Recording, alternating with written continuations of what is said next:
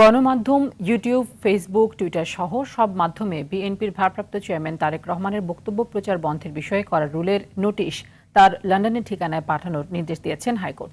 প্রয়োজনে বিজ্ঞপ্তি দিতে বলা হয়েছে বিভিন্ন জাতীয় দৈনিকে। তারেক রহমানের বক্তব্য প্রচারে নিষেধাজ্ঞা জারি করে হাইকোর্ট। তবে সাম্প্রতিক সময়ে বিভিন্ন রাজনৈতিক কর্মসূচিতে অনলাইনে বক্তব্য দেওয়ায় ফের হাইকোর্টে আসেন রিটকারী আইনজীবী। বলেন, বিকল্প উপায়ে তাকে নোটিশ পাঠাতে হবে, প্রপার অ্যাড্রেসে তাকে নোটিশ দিতে হবে। গণমাধ্যম, ইউটিউব, ফেসবুক, টুইটার সহ সব মাধ্যমে বিএনপির ভারপ্রাপ্ত চেয়ারম্যান তারেক রহমানের বক্তব্য প্রচার বন্ধের বিষয়ে করা রুলের নোটিশ তার লন্ডনের ঠিকানায় পাঠানোর নির্দেশ দিয়েছেন হাইকোর্ট।